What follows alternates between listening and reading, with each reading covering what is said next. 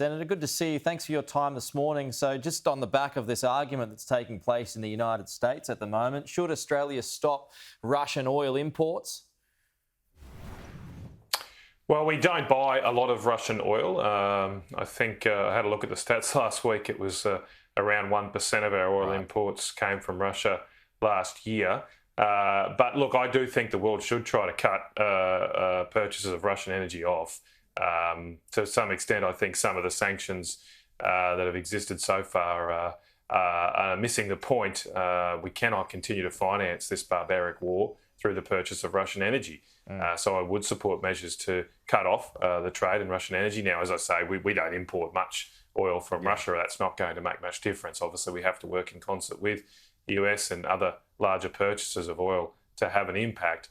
And look, the other thing we can do is increase our own production of fossil fuels, because coal is an important substitute for oil and gas around the world. So the more coal we mine, the more coal we export. That helps alleviate pressure on gas. It helps alleviate pressure on the Europeans to try and wean themselves off Russian gas and the vulnerability they put themselves into. So we should be approving the coal mines that are outstanding. So why won't the Queensland government approve the New Acland mine? It's been sitting on their desk for 15 years. Get that going, and that's the best way we can help the world overcome these energy crises and stop financing the Russian government that are engaged in an illegal war.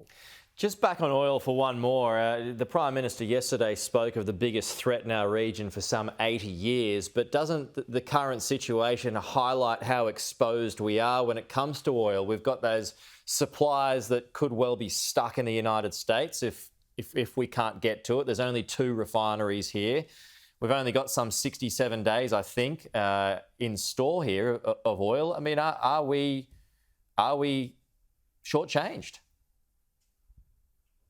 Look, you're right to highlight that vulnerability, and it's something the government's been acting on the last couple of years. Overall, we've got pretty good energy security. We have vast accesses to coal and gas and other resources, but we are vulnerable on liquid fuels. We used to be self-sufficient just 20 years ago. We were actually self-sufficient in the production of raw petroleum, but the Bass Strait has gone and we haven't found a replacement. Now, we are increasing storage here. We are, as you've suggested, buying reserves in other countries, so we spread our risk. But the best insurance policy would be to find another Bass Strait.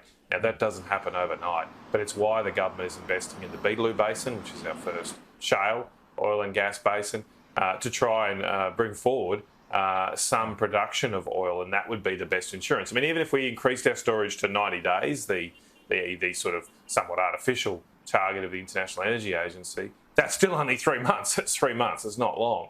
Yeah. So the best insurance, as I say, is for us to produce more oil. There's certainly more oil under the ground in Australia, but it does take time to find it and bring it online. Just a final one here on nuclear. Elon Musk tweeting yesterday that he's certainly behind it. How much impact could that have?